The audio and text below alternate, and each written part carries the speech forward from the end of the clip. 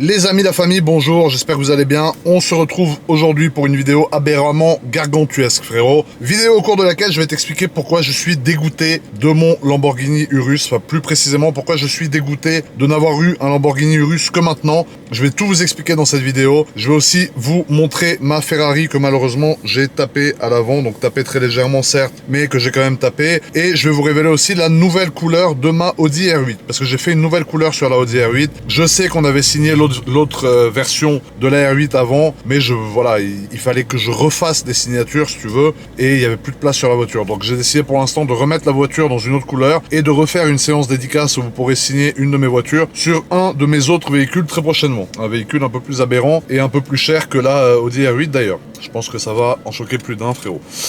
Hormis tout cela, aujourd'hui, qu'est-ce qu'on fait? On fait le roulage de mon tout nouveau Lamborghini Urus qui n'a que 266 km. Ça fait un mois que je l'ai et j'ai fait que 200 km avec, tu vois, je roule pas trop avec cette voiture. Je l'adore, mais c'est vrai que j'ai acheté plein de voitures en même temps et je sais même plus avec laquelle je dois rouler et laquelle je dois pas rouler, frérot, donc c'est aberrant. Mais là, aujourd'hui, on va se faire un petit kiff tous ensemble et je vais vous montrer qu'est-ce que mon jeune Lamborghini Urus Graphite Capsule a dans le ventre. Je vais vous expliquer aussi pourquoi je suis dégoûté de l'avoir eu que maintenant et je vais aussi vous expliquer que Lamborghini a annoncé l'arrivée d'un nouveau Urus alors que je viens d'acheter celui-là plein pot neuf, mais c'est pas grave parce que les Urus ça ne décote pas, au contraire ça prend de la cote, donc c'est pas grave. Et je vais vous expliquer pourquoi je vais acheter un deuxième Urus, donc restez bien jusqu'à la fin de cette vidéo parce qu'il va y avoir pas mal de choses, pas mal d'explications, et si t'en as rien à foutre tu peux mettre un pouce rouge et quitter la vidéo et me dire dans les commentaires d'aller me faire enculer. Allez, on se retrouve à tout de suite les frangins, les frangines, je suis en forme aujourd'hui ma couille. Alors frérot, premièrement plusieurs choses avant de commencer cette vidéo, j'aime bien vous expliquer un peu le fonctionnement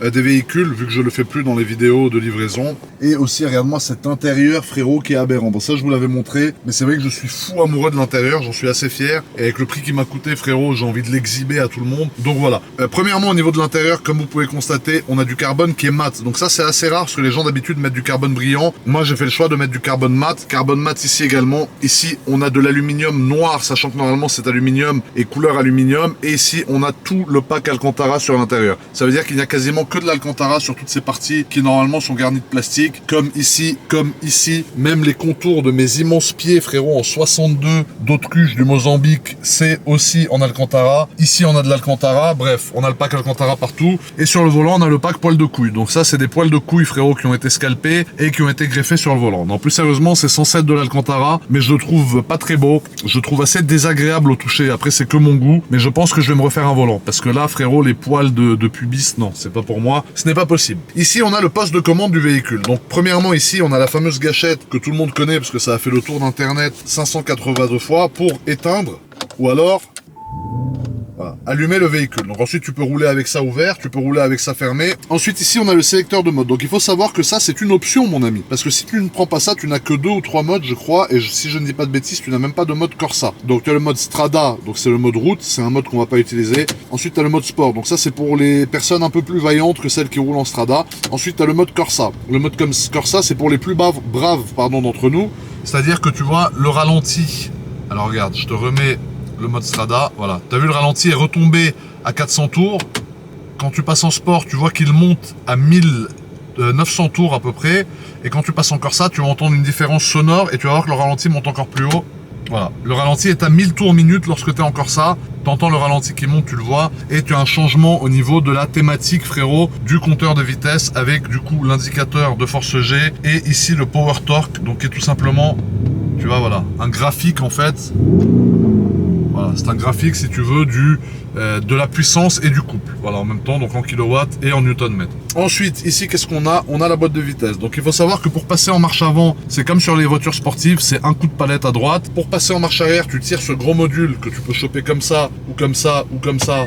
Voilà, donc là, tu as la marche arrière qui se déclenche, tu as les caméras qui s'allument. Bien évidemment, la voiture est équipée, bon ça vous commencez à connaître, mais de la vision 3D, donc c'est-à-dire que tu as une caméra qui fait tout le tour de la voiture, qui te permet de voir vraiment voilà, à quel endroit tu as envie ou pas envie de rayer ta voiture, et tu peux même zoomer, frérot, pour y voir de plus près. Voilà, donc là, ici, c'est pas exactement la même config que mon Urus, parce que le mien, il est un peu plus beau que celui-là, qui est horrible, mais tu as compris, tu as la vision 3D qui est là. Ensuite, tu as le N de neutre ici, le D, par exemple, quand je passe là, tu vois, tu as l'indicateur qui change, qui passe sur D pour drive, et ici, tu as le mode Ego. Alors le mode Ego, qu'est-ce que c'est? C'est-à-dire qu'en fait, en actionnant cette manette, tu vas atterrir en mode individual. Donc tu as tous ces modes-là, mais si tu veux par exemple avoir le confort du châssis Strada, bah, tu vas là et tu mets le châssis en confort. La direction un peu plus dure en sport, bah, tu mets ici que la direction en sport avec le châssis confort et l'amortisseur, frérot, de la voiture, si tu veux qu'il soit confortable, ou en sport plus. En fait, tu peux faire un mix de tous ces modes-là. C'est-à-dire que ça, c'est des modes qui sont pré-paramétrés et ça, c'est des modes que tu vas paramétrer toi-même, un mode que tu pourras adapter pour avoir un véhicule sur mesure à la demande. Ensuite ici, qu'est-ce qu'on a? Le frein à main, l'option Hold, que vous connaissez très bien je pense. Et voilà, après ici on a des menus un peu différents sur les graphites capsules, qui ont d'ailleurs une clé aussi qui est différente. Alors je vais vous montrer la clé, je suis en train de la chercher en même temps. Alors, laisse-moi chercher, ça c'est la clé de la M4, donc c'est pas elle. On va y aller à l'aveuglette, tu vois en fait. Je rentre ma main, voilà, on a la clé du Urus, c'est bon, en deuxième position. Donc ça, c'est les nouvelles clés, et c'est les clés des graphites capsules qui ont un peu un contour différent, tu vois, c'est un peu plus moderne au niveau des affichages à l'intérieur du véhicule. Donc voilà pour ce qui est de l'intérieur. Après ici, on a la Sono Bang & Olufsen en option qui m'a coté la peau de mes deux boules, avec le petit tweeter fou, frérot, qui sort de là. Tout le carbone intérieur, tout l'Alcantara, les sièges magnifiques. Bref, je pense que t'en as plus rien à foutre, et je pense qu'on va aller conduire et lui mettre sa grand-mère à la voiture. Tu vois frérot, un des trucs que j'adore avec le Urus, encore une fois, c'est vraiment le côté extrêmement polyvalent du véhicule. C'est-à-dire que quand tu es en mode Strada, tu as l'impression de conduire une Smart Brabus, ok, vraiment. Mais par contre, quand tu vas passer en Corsa, la voiture va déchaîner les enfers, frérot. Donc pour ce faire, pour te le prouver, pour te montrer un peu un exemple, je vais sortir de Monaco via un tunnel, ok, dans lequel je vais faire ronronner un peu le véhicule. Je te préviens que ça va un peu être violent, hein. Mais pardon, tu vois, des fois j'ai des excitations. Et je vais te montrer du coup à quel point est-ce que ce véhicule, tu vois, qu'il a, regarde. Bon, en mode Strada, c'est un véhicule honnête de coiffeur qui s'est coiffé sans son peigne. Mais encore ça, ma couille, c'est un véhicule de coiffeur qui te met des grands coups de lame dans la gorge, frérot, jusqu'à ce que tu fasses l'arrosoir automatique, frérot, tu vois. Donc je vais te prouver ça tout de suite, tu vas voir, c'est d'une aberrance folle, frérot. Alors là, tu vois, on est dans le tunnel, frérot. Donc là, on rentre dans un tunnel qui est dans Monaco. En premier, tu mets le mode sport, après tu passes en Corsa directement. Et encore ça, tu vois, directement, il y a un léger changement, frérot, dans la tonalité de l'échappement. Là, j'aime bien, hein. Dis-toi qu'il a 200 km, tu vois. Et vu que j'ai un pot ad personam, frérot, ça fait un peu plus de bruit, tu vois. Donc je suis en train de découvrir en même temps que vous la sonorité de mon Urus de coiffeur. Là, on va prendre un tunnel dans lequel je vais pouvoir faire des accélérations un peu plus étalé, si je puis dire, et vous allez pouvoir constater un peu l'ampleur des dégâts sonores de ce véhicule, qui est un véhicule de coiffeur qui s'est coiffé sans son peigne, frérot. C'est ma nouvelle expression, je suis accro, c'est incroyable. Donc là, la première, on la tire pas.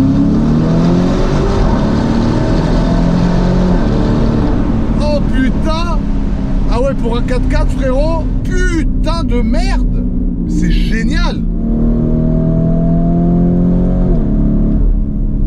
Ça gueule, gros. Ça hurle. Et là, on a une petite P1 devant nous, là, magnifique. Tu vois, ça qui est incroyable à Monaco, c'est que t'es là en Urus, frérot. Tu te prends pour le king du tunnel, frérot. Tu te dis, ouais, je suis un patron. Et le frangin devant, il dégaine une P1 et il te coupe la lumière et les boules avec, frérot. Qu'est-ce que c'est une belle voiture, frérot. Qu'est-ce que c'est un chef-d'œuvre, cette voiture, c'est incroyable. C'est une vraie voiture de passionné, tu vois. En plus, ça, le gars, il la roule et tout.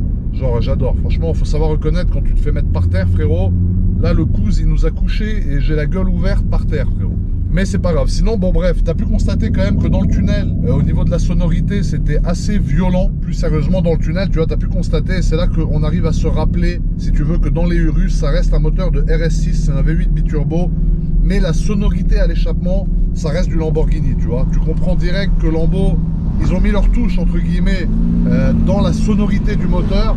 Et tu arrives à comprendre. T'as là le frérot en P1 derrière, il est surexcité.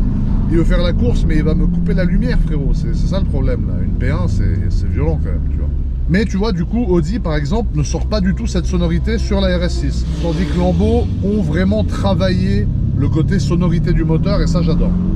Tu constateras aussi que je tiens le volant bizarrement, parce que j'aime pas cet Alcantara, là, ça me répugne un peu. Tu vois, donc du coup j'essaye de pas trop le toucher parce que c'est un peu dégueulasse, tu vois. Donc c'est pour ça que je tiens le volant comme un cow-boy un peu, tu vois. Mais l'Alcantara là, dès que je touche, ça me plaît pas trop, tu vois.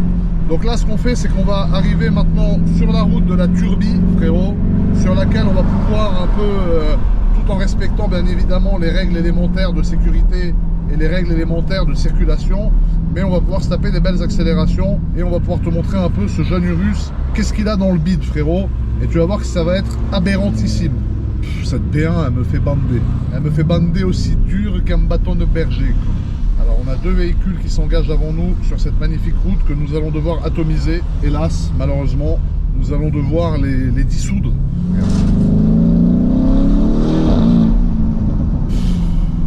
La sonorité, c'est... Après, je fais aussi attention parce que tu sais, les disques en céramique, ça se rôde. Il y a un rodage spécifique. Alors autant le moteur, moi le rodage des moteurs, j'y crois pas spécialement, mais le rodage des freins céramiques, c'est hyper important. Je fais le pro, mais je sais même pas comment ça se rôde des freins céramiques, tu vois. Mais voilà. En tout cas, niveau sonorité, niveau agressivité du moteur, vraiment, tu sens que le turbo, ils ont pas mis un turbo de, tu vois.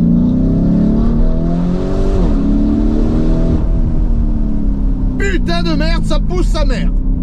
Ah ouais, c'est plus agressif qu'une RS6 niveau comportement. Après, niveau performance, c'est un gros 4x4, je sais pas. C'est le kiff, frère. C'est le pied. Après, c'est moins amusant qu'une SF90, tu vois, mais pour un gros 4x4 de cette taille, frérot, c'est exceptionnel. Tu vois, là, je suis au palais, tu rétrogrades, ça pète un peu derrière. C'est de la folie pure et dure, frérot. Regarde, là, tu vois, t'arrives en deux.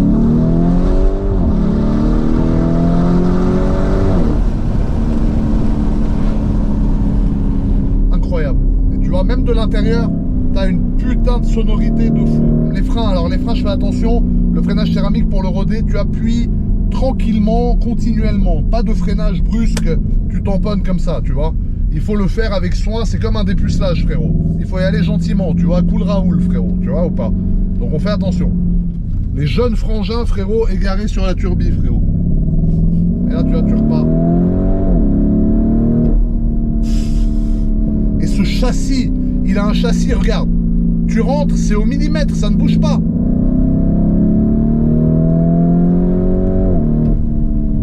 La boîte de vitesse, elle enquille parfaitement les rapports, frérot. On se satellise nos grands-mères, là. Oh là là là là là là. Quelle voiture, frérot. Pour un SUV, quelle performance. Oh, tu te rends compte? Non, franchement. Désolé, après je pars en couille, tu vois. Des fois, il y a l'excitation aussi qui rentre en jeu. Et du coup, je perds le contrôle un peu de ce que je dis, de ce que je fais. Mais honnêtement, pour un SUV de cette gamme-là, de ce poids-là, c'est tout simplement exceptionnel d'avoir des performances pareilles, frérot. Là, tu te rends peut-être pas compte, mais c'est un 4x4, tu vois. Enfin, moi, à mes yeux, c'est 1000 fois mieux qu'un Bentayga. C'est 1000 fois mieux que plein de voitures. Tu vois ce que je veux dire? C'est incroyable, frangin. En comparaison, par exemple, à un Bentayga. Bon, là, maintenant, Bentley, ils ont sorti les V8S. Mais en comparaison à un Bentayga W12, celui-ci, si tu veux, a un avant qui est beaucoup plus léger que quand tu as un gros W12 devant et tout, tu vois, et c'est une voiture qui est beaucoup plus agile. En plus, tu as les 4 roues directrices avec cette voiture. Les 4 roues directrices, c'est tout simplement exceptionnel. Ça donne une maniabilité exemplaire, frérot, au véhicule, et ça te permet de passer dans des endroits où normalement tu peux même pas passer sans faire 50 manœuvres, tu vois ce que je veux dire? Les roues directrices, c'est de la folie, frérot. Sur un 4x4 comme ça, c'est tout simplement génialissime, frangin. Putain, pour un 4x4, gros, c'est...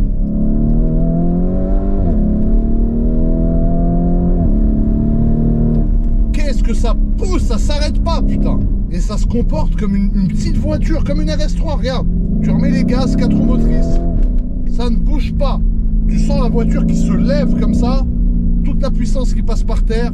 Regarde comment tu peux enchaîner. Putain, quelle voiture. Le truc, il est imperturbable.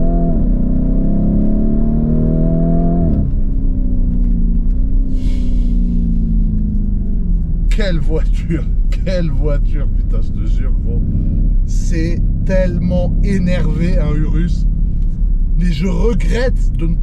Pourtant, j'en ai conduit avant, tu vois. Je sais pas pourquoi, j'ai jamais voulu acheter cette voiture. Et je pense que ce qui fait que j'ai voulu acheter cette voiture, bah, en fait, c'est tout simplement le fait que j'ai réalisé qu'on arrivait bientôt à l'électrique. Alors bon, l'électrique, c'est un très long débat. On va pas forcément en parler, t'as compris. Et que je me suis dit, mais putain, mais je loupe quelque chose, tu vois. Bientôt, je pourrai plus avoir cette voiture.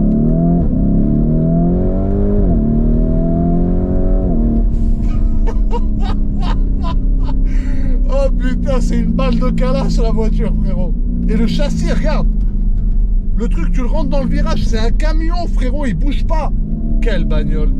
Et pourtant, là, la route, je te jure qu'elle est...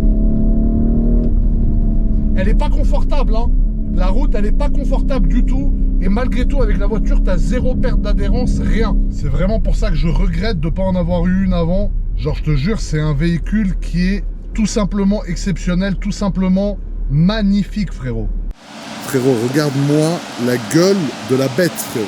Regarde-moi ce 3/4 aberrant. Alors, la dernière fois, je voulais pas trop montrer à la lumière du jour, mais là, carrément, je vous le montre en plein soleil. Regarde-moi cette configuration que je t'ai fait, ma couille, à quel point elle est énervée.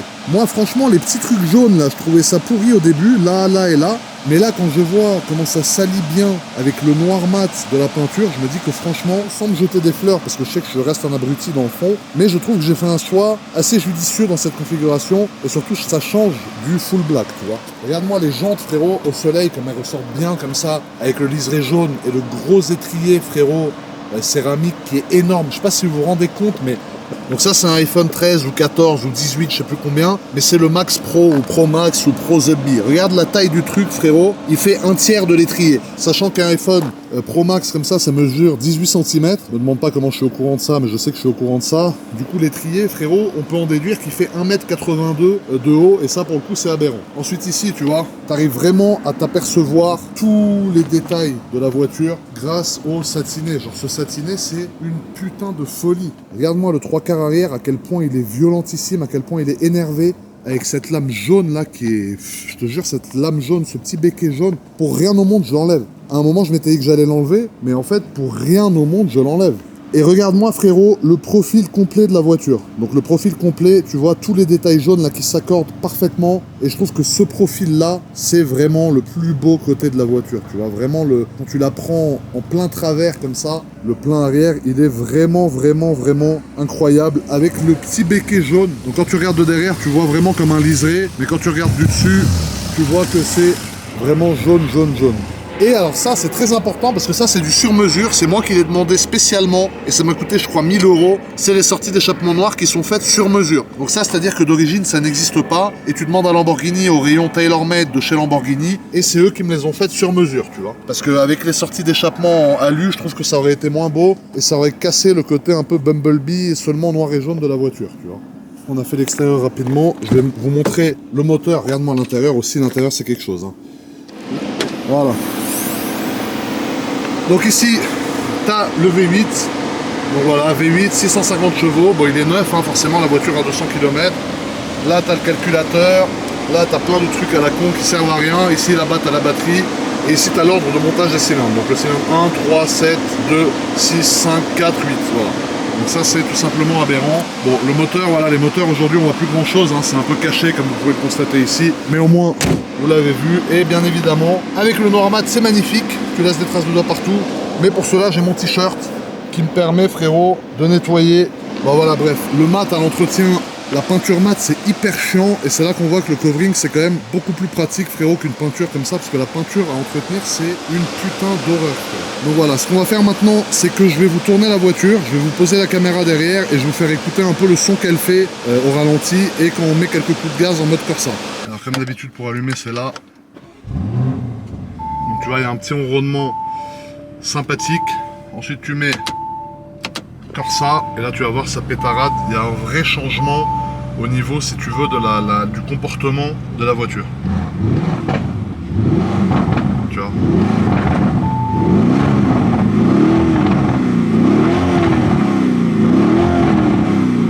Autre chose que j'apprécie, c'est qu'il n'y a pas de rêve limiteur. Tu sais, le rêve limiteur, c'est ce fameux truc qui bloque à 2500 tours pour ne pas faire de nuisance. Apparemment, Lamborghini, sur ces modèles-là encore, en était exempté, frérot. Je sais pas comment on dit, enfin en tout cas, avait le droit de ne pas en mettre. Du coup, voilà, tu peux en effet faire écouter cette aberrante sonorité de coiffeur, frérot, à la caméra. Eh ma couille, je suis grand, hein. Je suis grand vu d'ici, à Zappi, regarde-moi ça. Maintenant, écoute bien la sonorité, frérot. Écoute bien.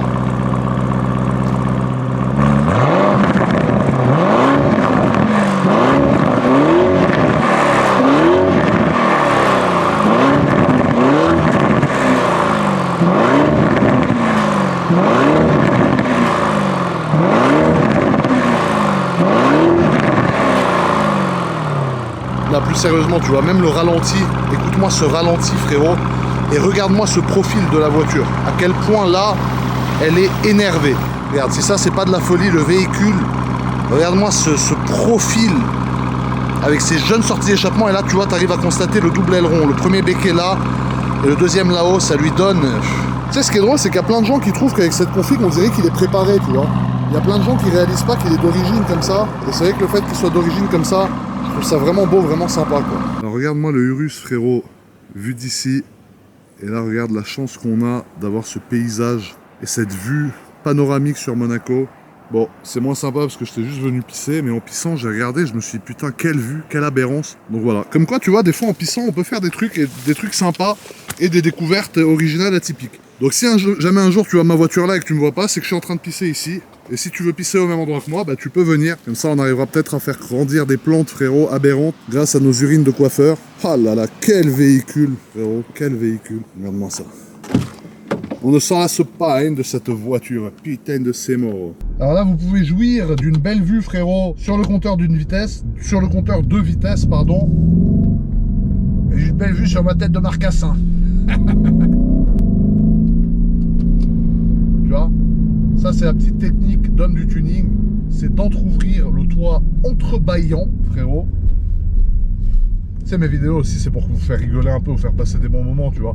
Quand je fais des trucs un peu ridicules comme ça, c'est parce que je sais que ça vous fait gaulerie. Je sais qu'il y a plein de gens qui sont aux toilettes en train de faire caca et tout, qui sont un peu coincés. Et du coup, on leur décoince le boule. C'est une voiture très puissante, mais il faut pas se laisser surprendre par son poids au moment du freinage. Parce que...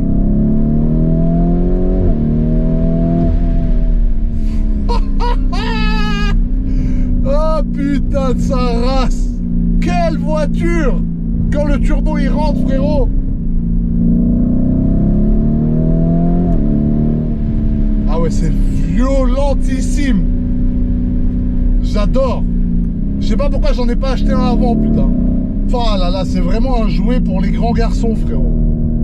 Ou pour les filles aussi, hein, parce que les filles qui aiment conduire, attention, il y en a plein, hein! Faut pas être sexiste, voyons, mon grand GMK, le tordu! Ces petits retours là, c'est incroyable, frérot! Ils sont incroyables, ces petits retours! Faire une accel, la porte ouverte, frérot. Merde. Je fais n'importe quoi, genre. Oh putain, je suis monté à 80, la porte ouverte, frérot. C'était incroyable. Je te jure que c'est une dinguerie, frérot.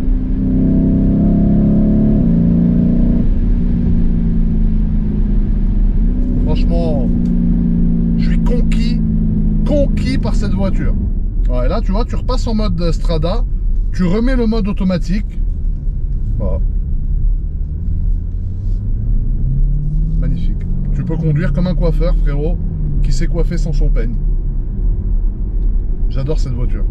Moi, tu vois, c'est vraiment ça que j'aime, il n'y a rien à faire. Dans un véhicule, pour qu'un véhicule me plaise, il faut que ça soit un véhicule qui n'est pas éco-responsable. Non, je rigole. Il faut que ça soit un véhicule, si tu veux, qui est complètement polyvalent. Un véhicule avec lequel tu peux avoir mais 15 côtés différents. C'est-à-dire tu peux avoir le côté confort, tu peux avoir le côté pratique, tu peux avoir le côté sportif, tu peux avoir le côté un peu aberrant, le côté m'as-tu vu, mais en même temps le côté pas m'as-tu vu. Et le Urus, si tu veux, c'est vraiment le SUV, le 4x4, frérot, tu peux appeler ça comme tu veux, parfait, avec lequel vraiment tu vas pouvoir faire le plus de choses. C'est-à-dire que tu peux rouler comme j'allais dire un gros mot, mais comme un salopard, frérot, et en même temps tu peux rouler, si tu veux, à 2 à l'heure en mode Strada, en mode confort, sans que forcément ça tambourine. Et moi, c'est ça qui me plaît. C'est pour ça que je regrette vraiment de pas avoir acheté cette voiture avant. C'est parce que, si tu veux, c'est une voiture, en fait, que lorsque tu peux te le permettre, entre guillemets, il faut avoir dans une, entre guillemets, parce que j'aime pas utiliser ce terme, collection de voitures, tu vois, c'est un indispensable. Un peu au même titre que la RS6, tu vois. Pour moi, le Urus, alors je préfère la RS6, mais le Urus, si tu veux, c'est vraiment une voiture, en gros, qu'il faut avoir. Et c'est pour ça que t'en vois autant à Monaco. C'est parce qu'à Monaco, ben, y a plein de gens qui peuvent se le permettre. Et du coup, tous roulent avec ça en daily, tu vois. Parce que genre c'est Lamborghini, donc tu roules en Lambo, mais en même temps, tu vois, t'as une Lambo confortable avec laquelle tu peux faire plein de choses et tout. Et moi, c'est vraiment ce côté-là qui me plaît, tu vois. Je regarde, là, t'es là.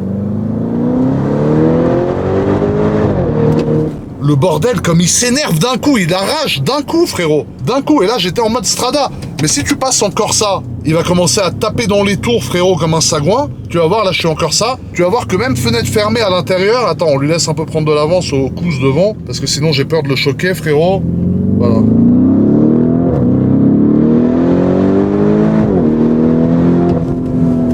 mais ça, c'est pas un 4x4 qui fait ça, normalement. Ça, ce qui fait ça, c'est une sportive, normalement, frérot. Donc, tu vois, Lambo, ils ont réussi leur pari de faire un SUV ou un 4x4, ou appelle ça comme tu veux, frérot, qui te choque parfois comme un véhicule sportif. Genre, c'est choquant. Vraiment, c'est choquant. J'ai envie de conduire nu, frérot, comme un empereur. Si je dis de la merde. Quelle voiture. Y'a que ça à dire. Quelle auto, mon garçonnet. On va le couper à deux. Bon, maintenant, la famille, il nous reste deux choses à faire dans cette vidéo. La première, c'est vous révéler la nouvelle couleur qu'il y a sur ma Audi R8. Parce que ça, vous allez voir, la couleur, je vous connais, elle va vous faire péter un câble. Et la deuxième chose, c'est de vous montrer, malheureusement, ma SF90 qui est abîmée. Parce que, comme vous le savez, je suis tout à fait honnête et transparent avec vous. Et même quand j'abîme une voiture, bah, je vous la montre. Pourtant, il y a plein de proprios de voitures, quand ils les abîment, ils les cachent, ils disent rien, ils les font refaire. Bon, moi, je vais la faire refaire aussi. Mais déjà, vous allez voir que le covering sur la voiture m'a sauvé. Parce que sinon, c'est la peinture qui aurait pris, donc comme quoi le covering protège aussi. Et voilà, c'est juste que je dois rappeler mon pote Mika, frérot de chez MKMS, il va venir et il va me refaire le pare-choc directement dans mon parking sans que j'ai à refaire la peinture. Donc ça, c'est un gros avantage du covering, parce que refaire un Rosso Corsa, frérot, sur une SF90, c'est relou quand même, tu vois. Une voiture à 600 000 euros, frérot, 700 000 euros, toi t'es là, tu refais peindre le pare-choc, c'est relou. Là, au moins, le covering m'a sauvé. Et du coup, vous allez voir aussi la nouvelle couleur de ma R8. Donc on se retrouve directement avec la R8 et après, je vous montre en dernier la SF90, comment je l'ai abîmée comme un manche à balai, frérot. Bon, la famille, ça y est, je suis dans la jeune R8 qu'il est temps maintenant de vous révéler. Donc, comme j'ai pu vous le dire avant dans cette vidéo, j'ai enlevé le covering avec toutes les signatures. J'ai dû modifier même des pièces, frérot. J'ai dû racheter des pièces qu'on avait colorié la calandre, on avait coloré plein de plastique sur la vitre arrière et tout, que j'ai dû racheter parce que ça ne partait pas dessus et ça laissait des traces. Donc, du coup, voilà, je vais refaire une petite beauté, frérot. Après, vous inquiétez pas, signez les voitures, on va le refaire faire. Il n'y a aucun problème, frérot. Mais là, en tout cas, je vais faire une beauté, tu vas voir ça tout de suite. Elle est aberrante, énervée de ouf. Et ça, c'est made in MKMS à Cannes. Je vous rappelle, MKMS, c'est mon magasin avec MS Motors. On s'est associés, eux et moi. Et on a fait un magasin de covering et de custom de voitures. Donc, tout le custom de voiture, covering, etc., si vous voulez modifier votre véhicule, ça peut se passer là-bas. Sur Instagram, MKMS-06, vous trouvez le compte et vous pouvez leur écrire directement. Regarde-moi ça comme c'est énervé, frérot. Alors, frérot, voilà à quoi ressemble la voiture. Voilà, après, le soleil tape fort dessus. Parce que tu sais, sur la Côte d'Azur, frérot, le soleil est très violent. Mais en gros, on est sur un covering militaire sable. Donc là, tu vois, le véhicule est allumé, c'est-à-dire c'est un véhicule qui est très brillant. Voilà, tu vois, le soleil tape bien à l'arrière. Donc regarde-moi comment c'est énervé, cette couleur sable, avec tous les détails noirs comme ça. Attends, je vais couper la voiture parce que sinon, c'est vrai que ce V10, frérot, voilà. Elle est belle, mais ça fait du bien quand elle ferme sa gueule. Donc tu vois, l'avantage avec ce covering, c'est que ça fait vraiment ressortir tous les détails noirs qu'on a sur la voiture et tout le carbone. À savoir, voilà, les sorties d'échappement déjà Armitrix, parce qu'on a un échappement complet. Tu peux voir ici d'ailleurs, qui commence à bien devenir bleu. Armitrix en titane. On a le diffuseur en carbone qui du coup est apparent maintenant, parce que je vous rappelle qu'à l'époque, le véhicule était noir mat, donc on ne voyait pas forcément le diffuseur. On a aussi ces deux grosses extractions d'air à l'arrière, qu'on peut maintenant voir ici, qui ne font qu'une seule pièce avec le phare qu'on a teinté en noir mat également. Donc du coup, tu vois, c'est assez énervé. Le logo Audi noir qui ressort. Le petit R8, la partie rouge, on l'a faite du coup en couleur sable aussi. Bien évidemment, l'aileron que tu peux constater ici, aileron en carbone noir qui ressort du coup encore mieux qu'avant, parce que forcément avant, la voiture était noire, donc ça se voyait moins. On a les jantes qui sont restées noires, qui sont tout simplement magnifiques en noir avec cette couleur-là. Vraiment, le noir, ça fait un combo qui est criminel. Regarde, quand tu vois la voiture sous cet angle-là, c'est vraiment criminel. On a tout le carbone qui ressort, donc le carbone ici sur la porte, tu vois. Là, cette grosse entrée d'air qui est une pièce magnifique, tout en carbone, là et là. On a les rétros qui sont en carbone, on a vraiment le pack carbone complet sur cette voiture. Et je trouve que sur l'avant, ça lui met un vrai coup de jeune. Parce que la R8, elle est pas toute jeune. Bon, elle est pas non plus ancienne. Celle-ci, c'est une 2019. Mais, tu vois, c'est un modèle quand même où les lignes avaient pris un peu de l'âge, entre guillemets. Et là, du coup, avec cette couleur, ça lui fait bien ressortir tous les éléments. À savoir la calandre qu'on a là. Toutes ces petites grilles qu'on a fait repeindre, du coup, en noir brillant. C'est magnifique avec les feux teintés. Et ça fait vraiment une tête hyper agressive au véhicule, tu vois. Donc, comme d'habitude, un covering, il faut qu'il soit bien fait. Là, ça a été fait dans les règles de l'art. C'est-à-dire que tu n'aperçois même plus la couleur d'origine, tu vois, entre les éléments. Voilà, les voitures sont démontées pour être faites et tout, avec un beau nettoyage complet du moteur et de la baie moteur qui est tout en carbone également. Et voilà, franchement, donnez-moi votre avis un peu sur la nouvelle couleur de ma R8. Moi, j'adore. Je trouve que ça lui a mis un vrai coup de jeune à la voiture. elle est tout simplement magnifique. Je suis amoureux de cette couleur. Et dites-moi si vous pensez que je devrais faire cette couleur sur d'autres voitures que ma R8. Parce que moi, franchement, je suis in love, frérot. Cette couleur, elle est incroyable. La famille, je vous jure, c'est un sentiment horrible d'avoir abîmé ma nouvelle voiture. Genre, je me dis, j'ai acheté une SF90, frérot. C'est quasiment une hypercar de 1000 chevaux avec une config de fou, un covering de fou qui a été fait, un truc aberrant.